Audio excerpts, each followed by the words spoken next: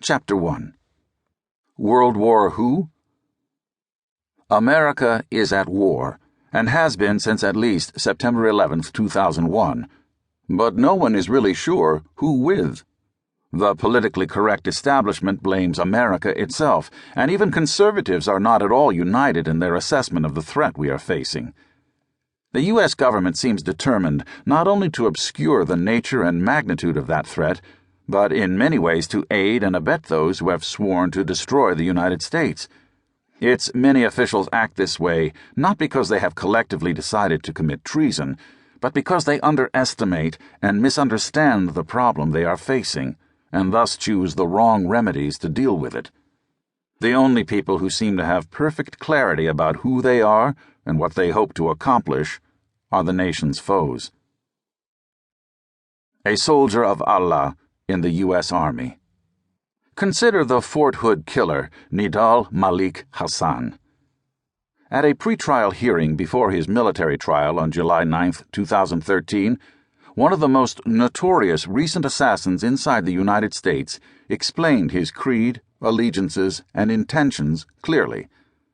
Hassan, a major in the U.S. Army who admitted to having deliberately killed 13 people and wounded 30 at Fort Hood on November 5, 2009, complained that he was being made to wear an Army uniform. "I can't take any pride in wearing this uniform," he explained. "It represents an enemy of Islam. I'm being forced to wear this uniform."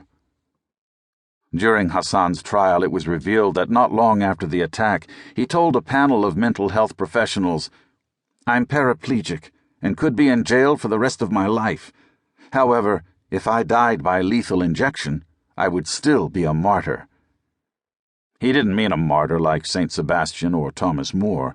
Hassan hopes to be the kind of martyr who kills on behalf of Islam and is killed in the process, in accord with the Quran's promise of paradise to those who fight in the cause of Allah and kill and are killed. Surah 9, verse 111. During the pre-trial phase, Hassan quizzed potential jurors about their opinions of the Taliban, Sharia, Islamic law, and the Islamic faith. It came out during his trial that after the shootings, he had told the mental health panel, "I don't think what I did was wrong, because it was for the greater cause of helping my Muslim brothers." The United States, he said, was targeting those Muslim brothers in an illegal war. The war he was referring to was the one in Afghanistan, where Hassan was about to be deployed. Dr. Tanya Kosminski, who had worked with Hassan at a hospital in Fort Hood, testified that several weeks before Hassan's jihad attack, Hassan warned that if the army ever decided to send him to Afghanistan, they will pay. Considering the war against the Taliban to be a war against Islam, he realized that, in his own words, he was on the wrong side. So, as explained, he simply switched sides. While many Americans, both Muslim and non-Muslim, opposed the Afghan war, Hassan's expression of support for the Taliban was unusual. The U.S. government and mainstream media generally take it for granted that no Muslims in the United States, or indeed anywhere else in the world, support the likes of the Taliban except extremists who have hijacked and misinterpreted Islam, and that there are no extremists among Muslims in the United States, or at most an insignificant number.